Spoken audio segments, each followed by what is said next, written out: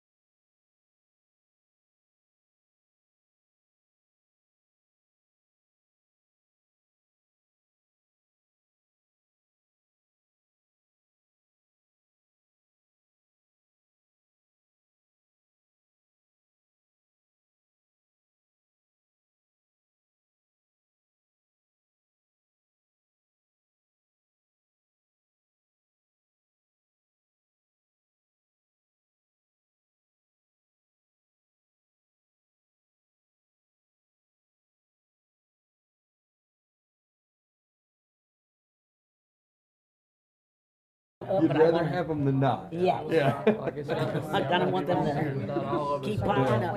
Yeah.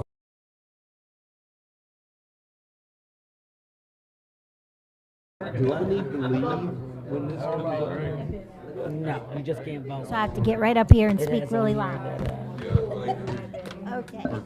Yes, see? So do we have to be all up Yeah. And you He may have to put one on. does he need to sign? I need to sign the Constitution. Where is that? Lori? Yeah, that's going wrong. I think it starts. Oh, I got an orange pen here. You got My on. desk is She's getting full. always giving you an orange pen. My desk is getting fuller now. So we'll have to sign that, then we'll start. Because I don't want to lie on here. I'm saying you signed it before. We can sign that after. I gotta play with this thing. Sir? You know, like, I don't wanna cut the screensaver off or whatever. Takes you kind of high price. You're gonna have to go to the manual, which is called YouTube. On this thing. Yeah. You get my message? I could've come last night. Are you ready, Lori? Yes, You sure? yes. Okay. We're gonna go ahead and get the meeting started at 6:02 p.m.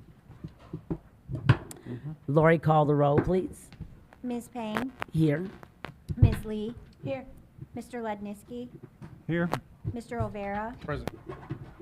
Mr. Hurst. Here. Sorry, my pen ran out of ink. Mr. Bush Here. Now. and Mr. Wilson. If you will join me in the Pledge of Allegiance. We should.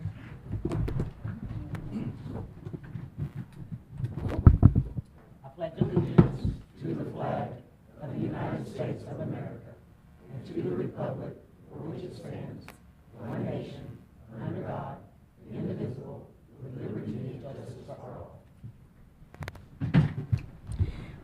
Line item number 4, we are now up to staff reports, Q&A. Does anyone have anything to report?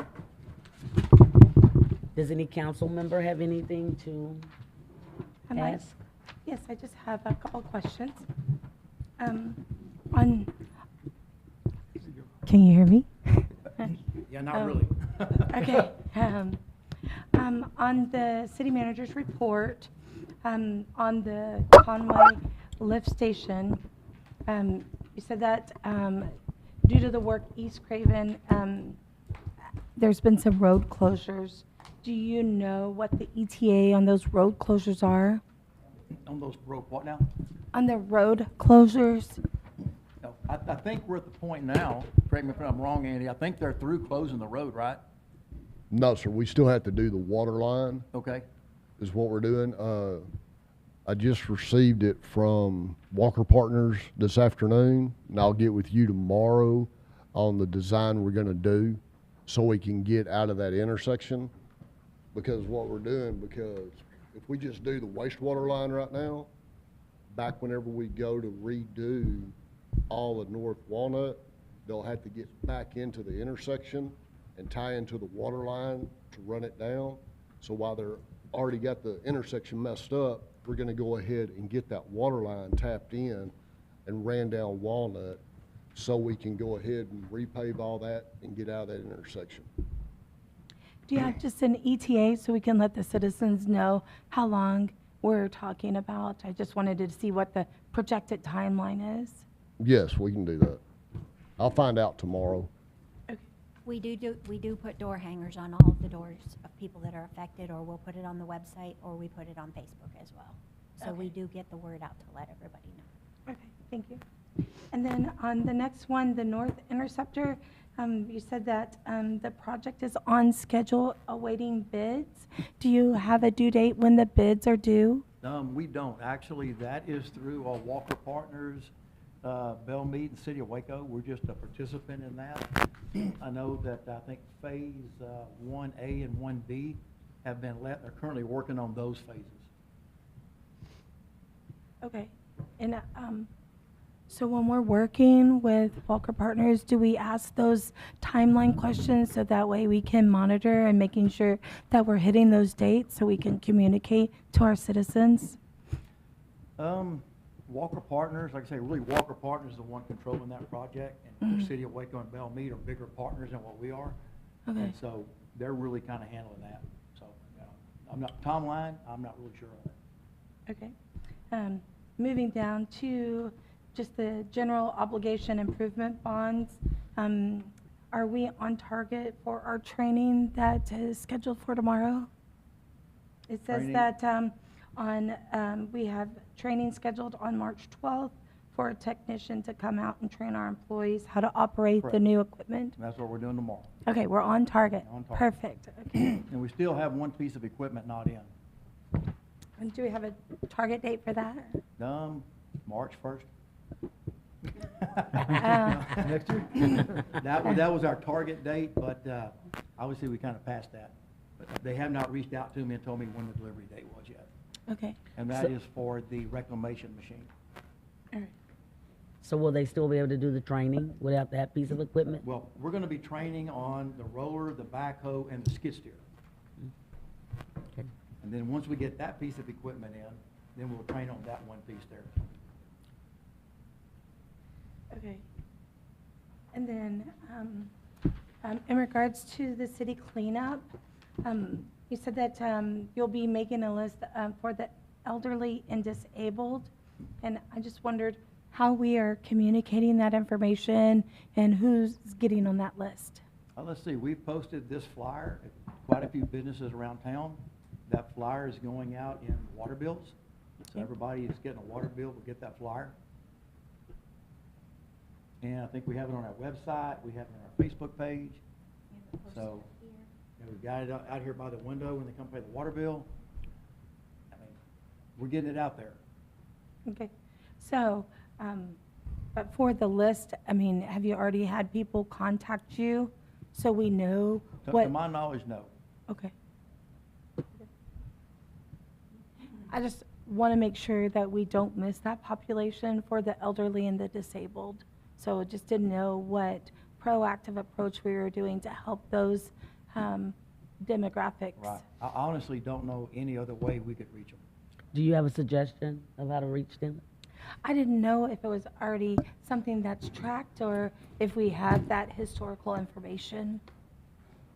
I mean, by putting that flyer in the water bill, everybody getting a water bill who lives in that house ought to see it. Okay. I really just don't know any, like I say, the water bill, we posted it on our website, we posted it on Facebook, we posted flyers around the city.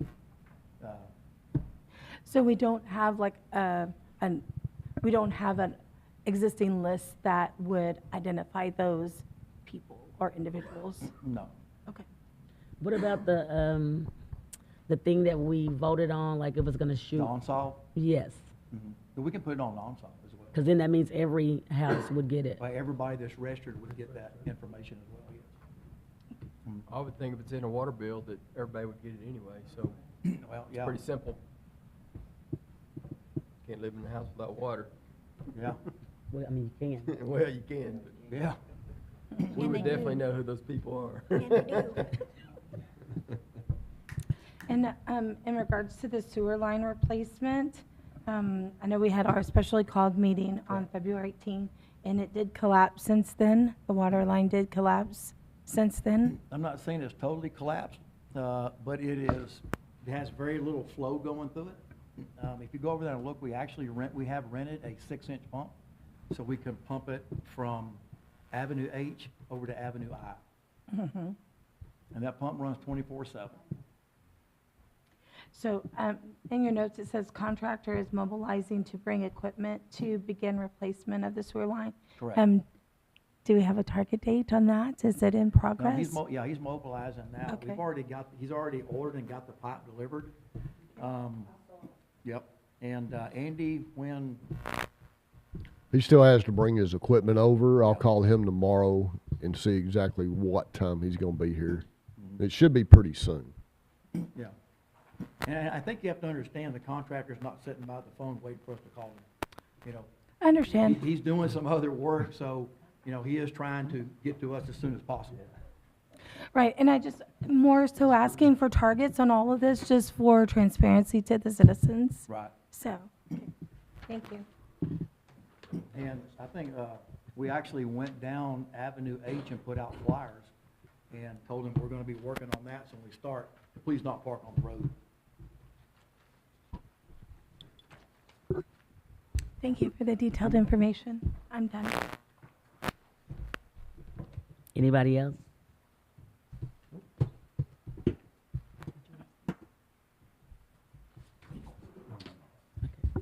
Line item number 5, public hearing.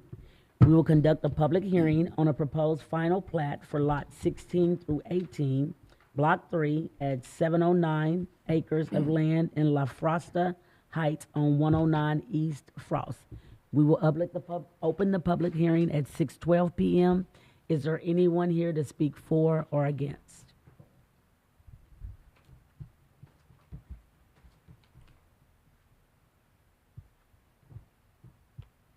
Being none, we will close the public hearing at 6:12 p.m. At 6:12 p.m., we will recess work session to convene regular session. Line item number 6, approval of the minutes from the city council meeting held on February 11, 2025, and the special call meeting, city council meeting held on February 18, 2025. I move to approve the minutes from the city council meeting held on February 11th, 2025, and the specially called city council meeting held on February 18th, 2025. I second it. Any discussion? Lori, poll the council, please. Ms. Lee, Yes. Mr. Olvera, Yes. Mr. Bush, Yes. Mr. Wilson, Yes. Mr. Ledniski, Yes. Mr. Hurst, Yes. and Ms. Payne. Yes. Line item number 7, discussion and consideration of action to accept the fiscal year 2023-2024 audit as presented by Chris Janasek and Paul B. Home and Company, PLLC. I move to accept the fiscal year 2022 to 2023 audit as presented by Chris Janacek with Paul B. Home and Company, PLLC. I second it.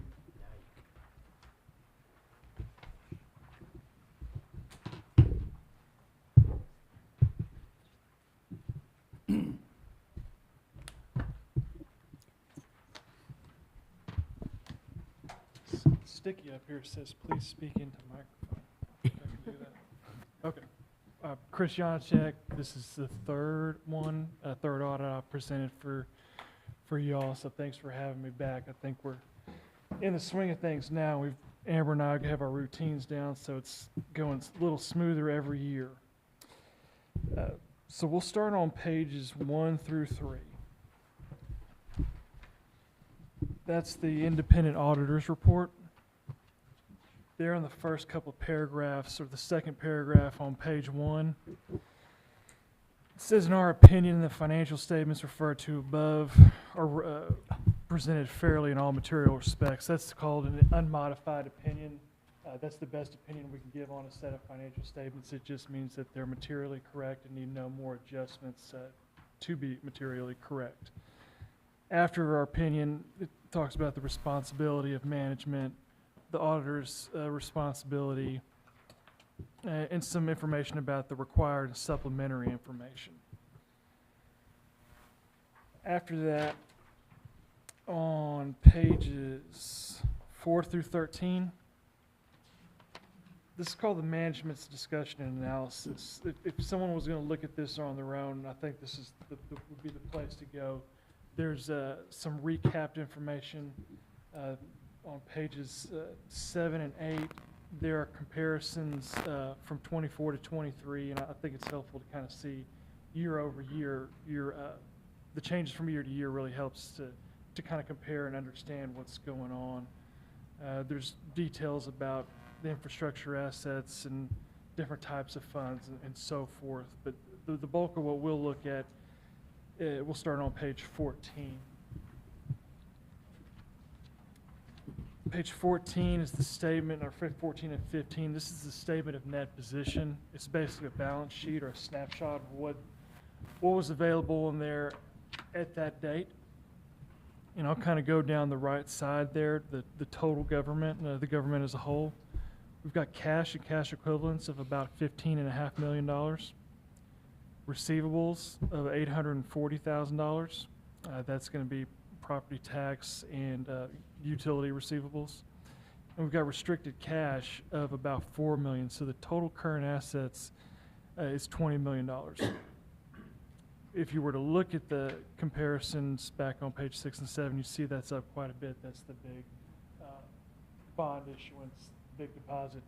So that's where all the big chunk of cash came from. Below that, our non-current assets, we've got capital assets of $14.2 million. And below that are the right-of-use assets, $505,000. That's new for this year. In the past, when you had leased assets, it just showed up as an expense on the statement of activities, just lease expense. Now you're required to capitalize those assets and show them as assets, and then show the related lease liabilities down on the liability side of things. That is basically wash each other out, but that's what that is, and that's why that's on there this year. It's required to be compliant with accounting principles now. So the total non-current assets, $14.8 million, total assets at $35.2 million now. Below that, deferred outflows related to TMRS and other pension benefits, $717,000. Below that, the current liabilities, those are liabilities that are expected to be paid within a year or could be due within a year. Accounts payable, $177,000. Other miscellaneous accrued liabilities, $55,000. Deferred revenue, $576,000. Current portion of long-term debt, $822,000. Here's the short-term right-of-use asset liabilities. Those are the lease payments that are due within 12 months of the statement of net position date. So total current liabilities a little over $2 million. Non-current liabilities, we've got net pension liability of $1.3 million, net OPEB liability $151,000, long-term debt current of long-term debt net of current maturities that were up above $16.6 million, and the long-term portion of those lease liabilities $380,000. Total non-current $18.4, total liabilities $20,500,000. Page 15, deferred inflows, $469,000. Below that, the net position of the city. This is basically equity, the equity of the city. Net investment of capital assets. Those are the capital assets less the related liabilities. That's $16.5 million. Restricted amount for special revenue, $1.9 million, and unrestricted net position is $6.4 million. So total net position of $14.9 million. Before we go further, don't mind me asking a question. Looking at this business, quick ratios, current assets, current liabilities. It's the business been I look at, I see current assets covering total liabilities, which is, if I was looking at a business, I would think that's very good. Our city's evaluated in that kind of manner. 10-to-1 current assets over current liabilities suggests you've got 10 times what you need to cover your bills. A lot of times it's looked at as the current year's expenses versus your unrestricted net position, which kind of looks a little screwy this year because of the big bond payment, and now the income looks way up here, the assets are way up here, but the expenses aren't, so it's a little skewed. I've never been asked that related to a city. A lot of times that's looked at for businesses, for-profit companies that are trying to get loans. Banks want to see a certain ratio, something like that. But I would assume, it appears to be a strong position to me. And relative to other cities, this is typical, or this is better or worse than what you would normally expect? assets? Off the top of my head, I would think better. But if you really wanted to know, I could go back and compare and, you know, Mhm. send an email over, you know, and say what that looks like. But yeah, off the top of my head, I would assume probably better. Well, I mean, that's important. Certainly for me, and Calvin, I've talked about this a little bit, trying to make the city more financially solvent. Sure. And as far as what I see, I would say it's one of the better off cities that I've seen. I've got 7 or 8 of them now, and I'd put this one at the top. Financially, I know there's struggles of running it day to day, but as far as just seem to be in a solid position every year, they'll seem to be doing well. Thank you. Sure. All right, page 16, statement of activities. It's kind of an odd format, but this is basically like an income statement. Kind of the middle-ish part there. Expenses for the primary government, general government expenses, 1.1 million. Public safety, 2.6. Public transportation, 619,000. 161,000 for municipal court. And then cultural and recreation is 525,000. Interest and fiscal charges is about 3,700. So total governmental activities about 5.1 million. Charges for services, on the governmental side, 283,000. That's kind of in the middle there. And then there was $713,000 worth of grant income during the year. Below that, business type activities, 3.4 million, 3.8 charges for services. Down at the bottom there, general revenues, 1.9, just under 2 million. Property taxes, sales taxes just over 2 million. Franchise taxes, 325. Other taxes, 435,000. Permits, 137. Investment earnings, about 12,000. Miscellaneous revenue, 141, and then there's some transfers back and forth of 323,000. So if we look on the kind of bottom right there, the total change in net position for the city was increase of 1.4 million. So again, it's a very positive year. On pages 17 through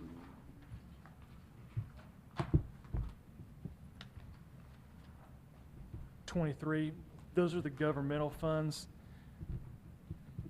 We just kind of went over some of the income and expense there in more detail than we did the proprietary funds.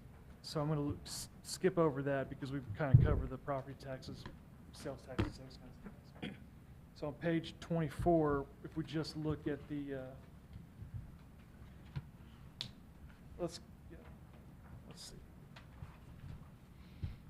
Yeah, page 24, if you look at the operating revenues, water revenue, 2 million, sewer revenue, 1.3, other charges, 432,000, total operating revenues, 3.8, which I just mentioned, a little more breakdown on the expenses. The costs of those charges, 1.7 million, wages and benefits, about 500,000, maintenance and repairs, 144, supplies, 174, other various miscellaneous operating expenses, 389,000, depreciation, 194, 3.1 million in total operating expenses. So that net operating income on the proprietary fund side, 665,000. Below that, the non-operating income, we've got interest income of 87,000, interest expense of 290. So that's an outflow of 203,000.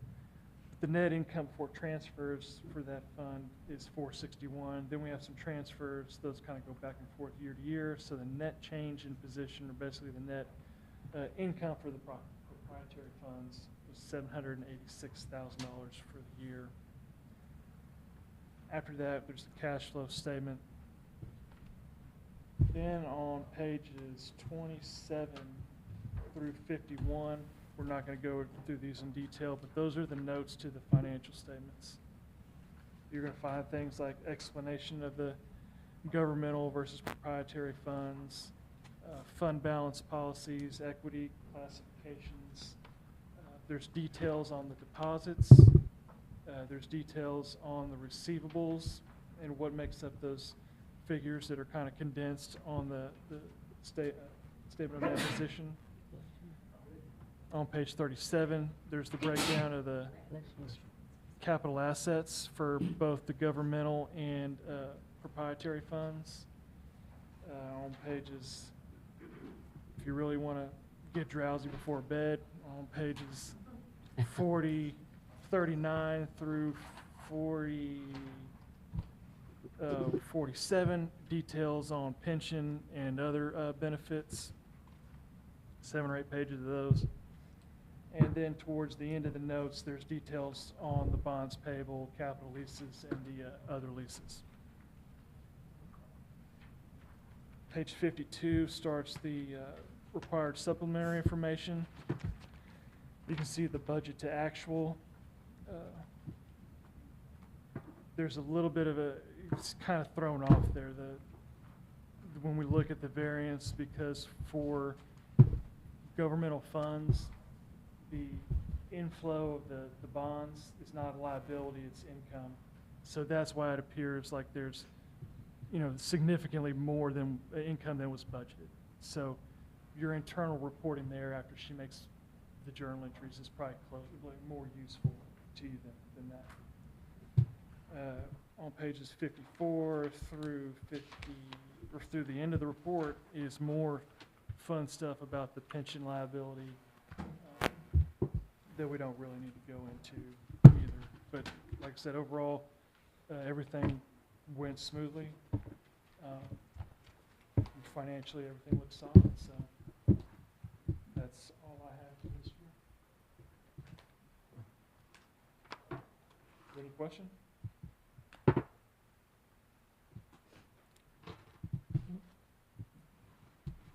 Thank you. Thank you, sir.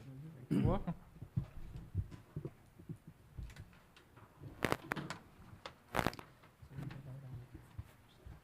Is there any further discussion by the council? No. For the council? Mr. Lednitzky, Yes.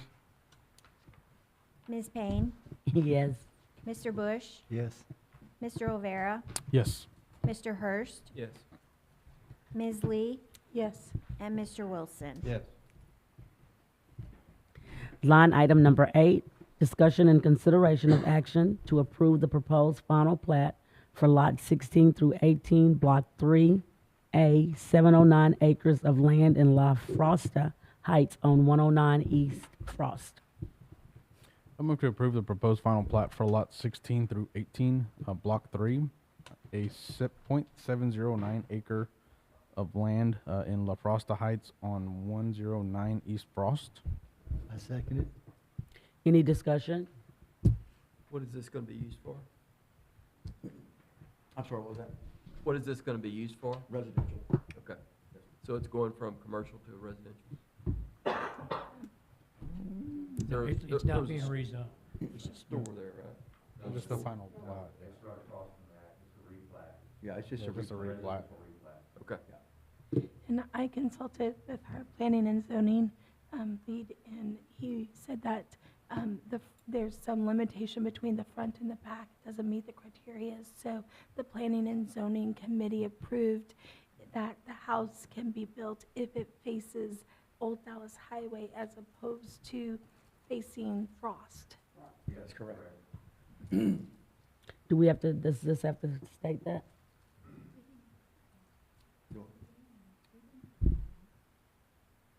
This is just approving the replat. Yeah, this is the plat. It's all it's doing is approving the replat to carve it up. Any building variance will come back and there'll be a variance for We'd have to vote on that it. So before. that would come, yes. So what's the difference between what I just shared and when you say replat? You take in this case, I think it was a single plat, but they carved it into 3 lots. Is that right? So each lot, all you have now is you have 3 separate lots. If they want to build, and there's going to be a need to vary what our zoning or our building code requires, they come back and ask for a variance and say, I want to build, but then it's granted and said, we'll give you a variance if you build X, Y, Z. That comes the second step. This is, all you're doing is you're approving you now have 3 individual plats versus instead of The subdivision. And so I drove by 109, and it looked like there was a house on it, and then there was an empty lot on the right side and an empty lot on the left side. So that's how it's going to be divided. From what I understand, there would be that corner moving back, would be that direction towards Ross, I believe. It's just that corner of the lot from what I understood.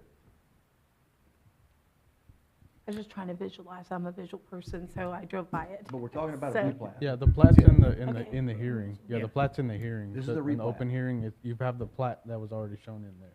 If you look in the actual open hearing section of it, you have the replat, which shows the actual divisions of the plat. And while Other she's property. looking for live stream purposes, I want to mention that the person talking from the audience is planning and zoning.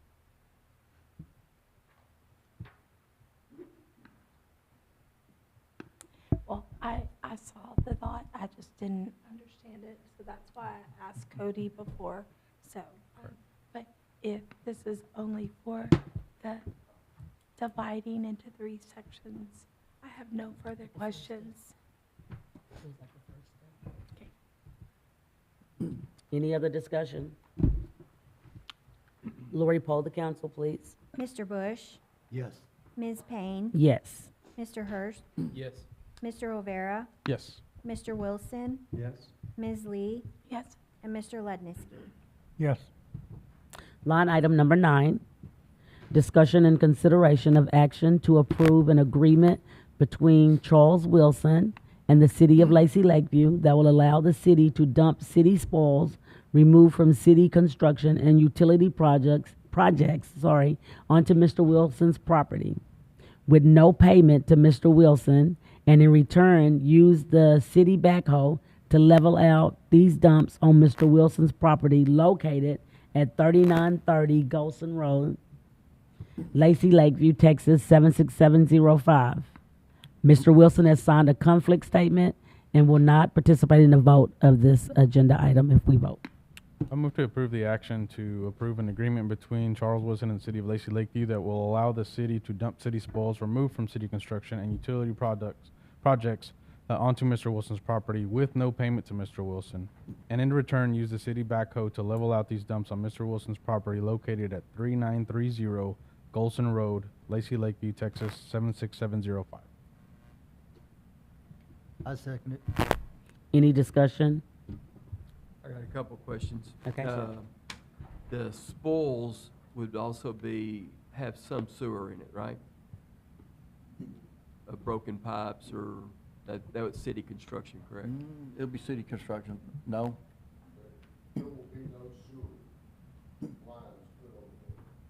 Not lines. So when you dig up something that's broken, you're gonna have waste in it, right? Okay. Okay. What do y'all do with that? Okay, all right. And then the next thing would be, the backhoe, is that gonna be ran by a city employee, or is Yes. that gonna be run by Mr. Wilson? Yes. Okay. Yes. Yeah, we don't allow anybody else to run them. I can run one, but I can break No, one, sir. so I'm happy to have the city do it. Run it in the ground? So what exactly are city spoils? Sorry. She asked what are city spoils?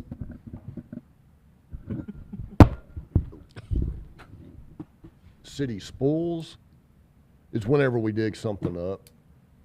It's just wasted dirt, working on a water line and everything. That's wasted spoil we do not put back in when we fix a leak.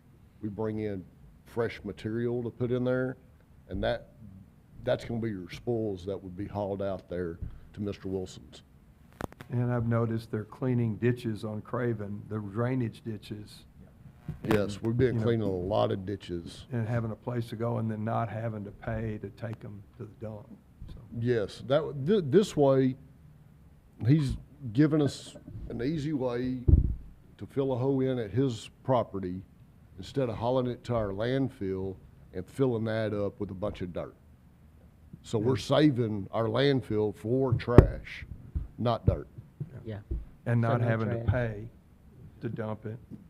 And my concern in approaching the city about this agreement was I didn't want people to see a piece of city equipment working out on my property and think there was something inappropriate going on between the city and a city councilman. And we have a big hole on the property.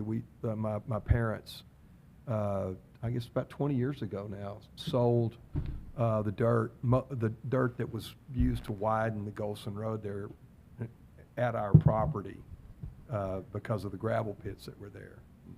And my parents had a plan for it, and the plan never happened, and so I have a 30,000-yard hole. and it's a win-win. I get eventually, over some number of years, the hole will be filled. But along the way, the city, part of, and just for the public, don't realize that the big expense in hauling dirt is not the dirt, it's the hauling. The haul. And so the fact that the farm is in the city saves money from having to haul it to the dump or somewhere else. You know, so it's a multi-layer benefit, I think. And to let everybody know, from City Hall to Mr. Wilson's place is 1.5 miles. So From it's City not a Hall lot. to our landfill is 6.1. And so if you double that, that's a 12-mile trip. And if you've ever been to the landfill, we rarely go out there and we don't get a flat. You know, there's all kinds of debris out there. And so it really is a big benefit for us to be able to take it this close. Plus the time of going through the dump, which is time consuming a lot. Yeah, by the time you count the mileage and the time and all, it's a big benefit for us. Are you going to police that they wear a reflective vest? And a safety hat. I've been known to wear those from time to time. Any other discussion? Lori, poll the council, please. Mr. Lednitzky, Yes. Ms. Payne, Yes. Mr. Olvera, Yes. Mr. Hurst, Yes. Mr. Bush, Yes. Ms. Lee, Yes. and Mr. Wilson. Oh, sorry. You can't. He's Abstain. Line item number 10, discussion and annual review of the racial profiling report with TCO as required by state law. Good evening, Mayor and City Council. The item before you, as you know, it's to discuss, as you mentioned, our annual review of our racial profiling report. And just, I guess, a brief history. The Occupations Code requires that TCOL collect incident-based data regarding police-initiated vehicle contacts. And we have to report that to the state no later than March 1st of the following year. So we reported all of our data in February for the previous year, January through December. And what they want to know is everything from the initiated contacts, whether a citation was issued, whether a warning was issued, whether an arrest happened, any combination thereof, the gender, the ethnicity, the race, anything that happened during this traffic contact so that they can meet their burden. And in addition to that, they require that you provide an analysis to them as well of all these stops. So we've done that, and I'm happy to tell you that TCOL has a, when you download or upload all of your stop information, you have an option to utilize their analysis. And as long as there's no red flags, it goes through. So we uploaded all of our information. They accepted our report in February. I'm happy to tell you that there were no uses of force as a result of any of our traffic stops. There was no injuries to either officers and or patrolmen. There were no complaints of racial profiling throughout the course of the whole year. And again, I think, like I said, we're doing a good job. There's no issues. I'll certainly try to answer any questions if there are any, with the caveat that I was only here for 2 months of that last reporting period. I'll do my best. There were about 2,100 stops, so I won't know them all. Any questions or discussion? Thank you. Thank you, Chief. Lori, poll the council, please. Line item number 11, discussion and consideration of action to approve closing the W. Morris Bank account with American Bank. The funds have been expended and the account has zero balance. I move to approve the action to close the WMARSS bank account with American Bank. That's it. Any discussion? Mr. Hurst? Any discussion? Are we closing this one because of the new one that we opened, or I'm sorry. are we closing this one because of the new account that we established? No, ma'am. Back when WMRs was, we was part of the WMR sewer system, I think we had taken out some bonds for that, but anyway, all that money has been expended, so this is a zero balance. So really no reason to keep that account open any longer. Any other discussion? Lori, poll the council, please. Ms. Lee, Yes. Mr. O'Vera, Yes.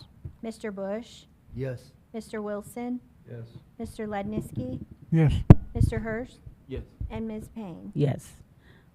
Line item number 12, discussion and consideration of action to approve adding 2 bank accounts with American Bank. The first is for the Courts Technology Funds, and the second is for security funds. This will ensure tracking of these funds more easily. I move to approve the action to add two bank accounts with American Bank. The first is the Courts Technology Funds, and the second is for security funds. Seconded. Any discussion? Mr. Hottie, can you explain the two different funds for the public? I'm sorry, what was that now? Could you explain the two different funds, the core technology funds and the security funds? Let's see here. I might be able to be quicker. There are funds that can be assessed or required through tickets because court technology is one and security is mandated. And so through the court system, there are certain funds that are allowed to assist the court and the court personnel for security funds and for technology, to improve technology, so it goes toward the municipal court. Thank you, sir. So is that from citations? Yes. And these are state fees. Any other discussion? Lori, poll the council, please. Mr. Ledniski, Yes. Ms. Payne, Yes. Mr. O'Vera, Yes. Mr. Hurst, Yes. Mr. Bush, Yes. Ms. Lee, Yes. and Mr. Wilson. Yes. Line item number 13, discussion and consideration of action to choose one of the 3 submissions to permit the Lacy Lakeview Fire Department to contract with a reimbursement insurance company to seek reimbursement from a homeowner's or vehicle insurance carrier for services rendered and expenses incurred by the Lacy Lakeview Fire Department during calls for service. I move to approve the action to choose one of the 3 submissions to permit the Lacy Lakeview Fire Department to contract with a reimbursement insurance company to seek reimbursement from a homeowner's or vehicle insurance carrier for services rendered and expenses incurred by the Lacy Lakeview Fire Department during calls for service. Seconded. And so do we, You're gonna need, there are 3 submissions. They're gonna need to know which one is recommended, so. Correct, yeah, and I wanted to get the discussion, because I thought we had Yeah. approved this before. So that's where my questioning, I was ready to get to Approve the discussion. solicitation of bids. Okay, that's, Yes. okay, I Yeah. couldn't remember that. Yeah. Okay, thank you. so now we need the bid? So So I'll amend, you can discuss and then you can amend perfect, once you have a clue who perfect, yes, sir, they're recommending. yes, sir. All right, chief. Ready for me? You're up, Yeah. yes, sir. Absolutely.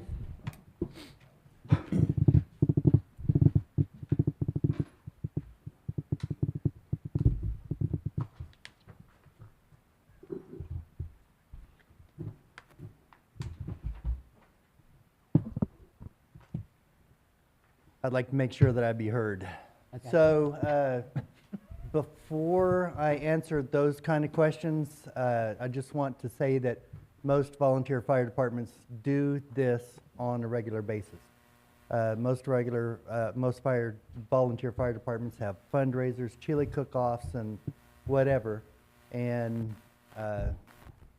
so these are other ways to be able to fund the fire department. And we're tremendously lucky that we have a city that supports our fire department. But there are shortcomings, and this is a way that we can join the ranks of all the other volunteer fire departments that do this in the county. And so specifically, is the question the 3 different companies?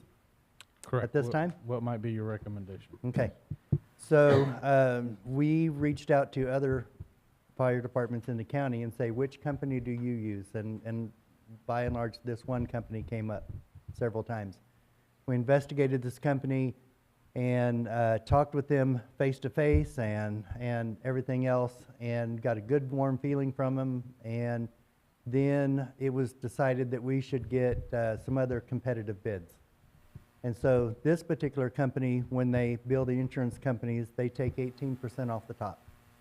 And there's another company that takes 20% off the top, and another company that takes 22% off the top. So not only did we get a nice warm feeling from the first company that so many other fire departments in the county use, it is the lowest rate. Now, I can get into more specifics if you'd like. So is it Emergency Solutions, Inc. is the one you're recommending? I think so. Fire. Emergifire. And they're the ones that charge The third one. 18% off the top.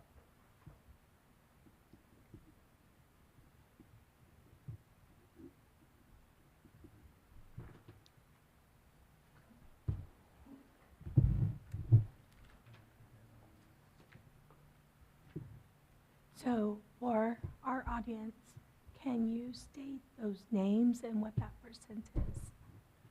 So you for our have- audience, can I what? State the name of those companies, because we got a lot of documentation here.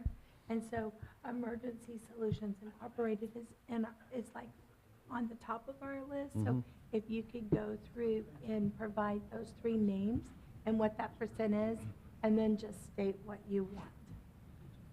I can do that. So the question is, can I state the 3 companies that we've reached out to, and what are their percentages? And I see our Mr. Hottie looking right at them. Let's see, we have Emergency Solutions, Emergifire, and Fire Recovery USA. Okay. And What was the last one?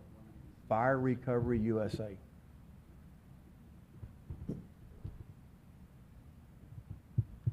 She wanted the percentage for each one of them. the first one on the list was 20%.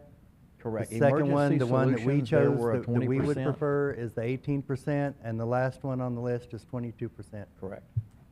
Did you get that? And then if I can expand just a little bit further on the 3 companies and how they operate. Please do. So the 3 companies and how they operate, the one that we picked is the easiest for us to communicate with and to not tie our hands and to not force us into having additional hours to be able to put this all together and let them get all these documents. Okay, so they are able to remotely get into our reports and do their stuff and cut us a check at the end of the month. It's totally hands-free. We up front, we stipulate we want you to operate this way. We don't want you to do these things. We'd like you to do these things.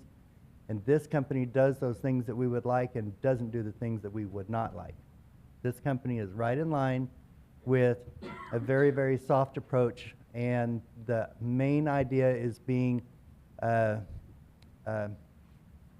not taxing to our citizens.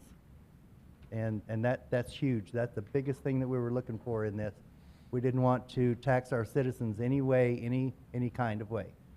So if they have insurance, if they have fire insurance and they have a fire, there is a checkbox that says there's a fire department there, this is the apparatus they brought, this is how many people they brought, this is how many hours they spent, these are tools and equipment that they lost, water that was used, and all that's going to be on our reports. And this company is going to have access to it and be able to submit a bill to the insurance company, and the insurance company will pay them, and then they will pay us.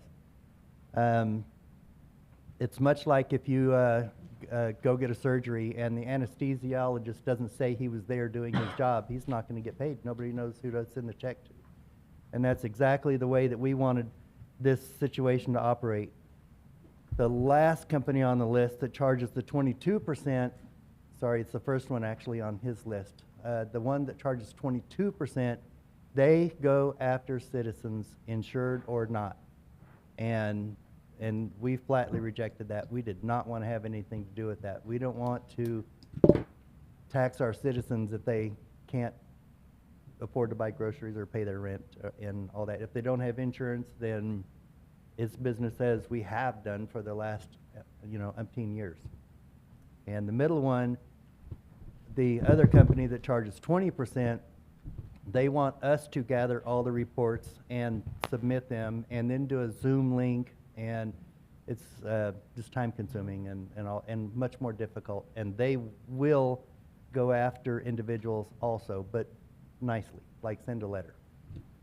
So those are the three different varieties, and I think the first one that we picked was the lower percentage of charging us, and they fall in line with our values of not wanting to punish the citizens for not having insurance. And we felt that was extremely important. That's what we went shopping for. How can we do this? And just to let everybody know, the insurance company that y'all pay, whether it's medical insurance, car insurance, home insurance, or whatever, there are these little, you're already paying for this coverage. And if there's nobody saying, hey, I was there and I did this, the insurance company keeps that money. And so it's not poking, it's not prodding anybody. It's saying, hey, we were there and we performed these services and we'd like to get recovered for what we did. Chief, what kind of volume of cash do you think this will bring to the department? What kind of volume of cash? Probably not even $8,000 to $10,000 a year. So it's something. It's a start in the right direction. Is there a cost other than a percentage? The 18%? Is there a what, sir? Is there a cost other than the 18%? No, sir. Okay. No cost other than that. And then is there anything that we need, from a contract per se, does Dave need to look at and review? So each company on their own, because they have ran into this before, if it is a volunteer fire department that is freestanding, then they hire the company and do it that. Since we have a city and we have a council, each one of these presented a resolution to be presented to the council in their own words. They did all that, and then the one that we liked, they had some typographical errors and other issues that we had them to change, and they were more than willing to change that. And so I guess the most important question is those funds, how will they be made available to the fire department to assist in replenishing those supplies that got used on the fire scene? And those can go through the city, and there's probably several other ways to do it. You can go through the city, go into the general fund, y'all can create a special account, y'all can send it straight to the fire association like the water bill donation is. So that's something that y'all are going to have to decide how you want those funds kept until they're redispersed. Which will be for another day. Which will be for another day. So that we're bringing this information to you, and pretty much at this point it is shall we move forward, or any other topics that we need to talk about, any other items that we need to iron out, like that one. That was a good one to iron out. So for this agenda item, we're just selecting one, and then we'll move forward with the next phase? You would select, if you vote to select one, you would select one, you would need an amendment or further. The best way to do it would be by amendment. And then as far as any protocol on how to use funds and all that would be another council item at a later date. Okay, thank you. Thanks, Chief. Thanks. Anything else? Thank you. Okay. Okay, I'd like to amend my previous motion by striking the words, a reimbursement insurance company and replacing them with Fire Emergency Response Billing. I second it. Any other discussion? Lori, poll the council, please. Ms. Lee, Yes. Mr. Olvera, Yes. Mr. Bush, Yes. Mr. Wilson, Yes? Ms. Payne, Yes. Mr. Lednisky, Yes. and Mr. Hurst. Yes. Line item number 14, discussion and consideration of action to authorize the mayor to execute a contract with McLennan County Elections Office to authorize and approve the notice of joint general election to be held on May 3rd, 2025 for a mayor position and 3 city council positions. I move to approve the action to authorize the mayor to execute a contract with the McLennan County Elections Office to authorize and approve the notice of joint general election to be held on May 3rd, 2025 for mayor position and 3 city council positions. Second. Any discussion? Poll the council. Mr. Bush, Yes. Ms. Payne, Yes. Mr. Hurst, Yes. Mr. Olvera, Yes. Mr. Wilson, Yes? Ms. Lee, Yes. and Mr. Lednisky. Yes. Line item number 15, public comment, and we don't have any. Line item number 16, mayor's report, and I don't have anything to report. Line item number 17, council members' input.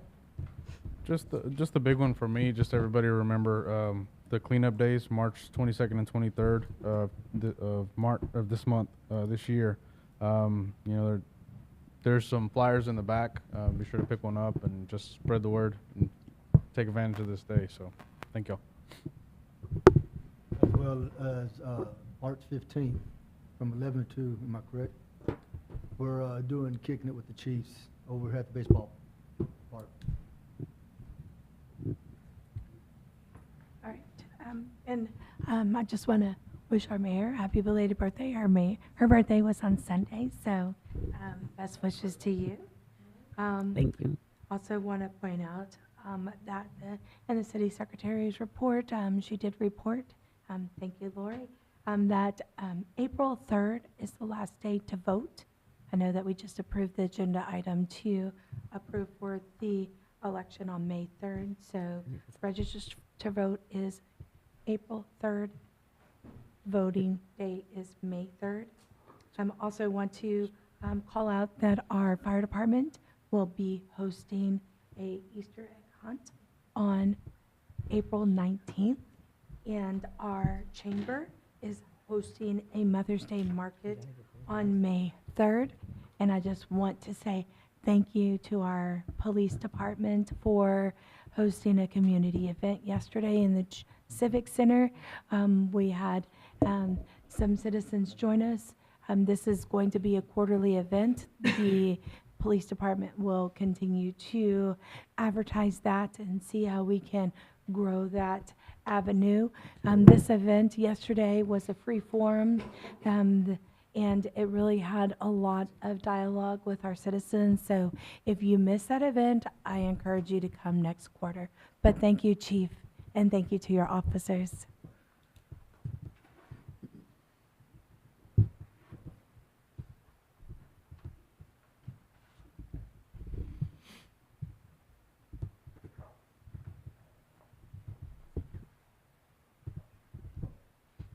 I also don't know what we stand on this, so I'm just going to say there were some open positions in our Parks Department. We had a longstanding employee move forward in a new position outside of the city, and we have a longstanding employee retiring at the end of the month. So this is a great city to work for, and we hope that you submit your resumes and apply for those positions. Okay, and then just to tack on with what Ms. Lee said, yes, the final day to register is April 3rd, and early voting begins on the 22nd of April.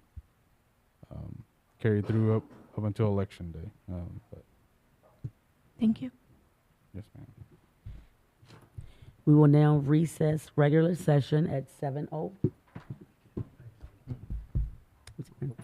Line item 18, discussion and consideration of action to cancel the second regularly scheduled council meeting for March 2025. I move to approve the action to cancel the second regularly scheduled council meeting for March 2025. Second. Any discussion? Lori, poll the council. Ms. Payne, Yes. Mr. Hurst, Yes. Mr. Ledniski, Yes.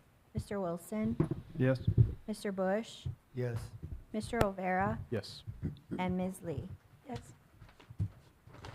We will now recess regular session at 7:01 PM to convene into executive session at 7:01 PM.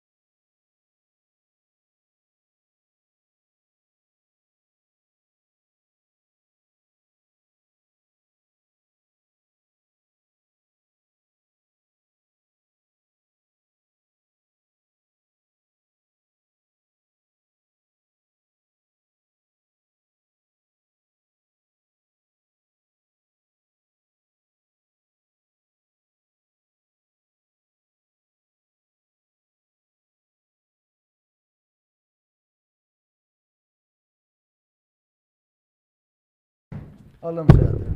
They're out there. Leave my- We will convene back into regular session from executive session at 7:14 PM. Having no motions coming from executive session, we are adjourned at 7:14 PM. Okay, we're done.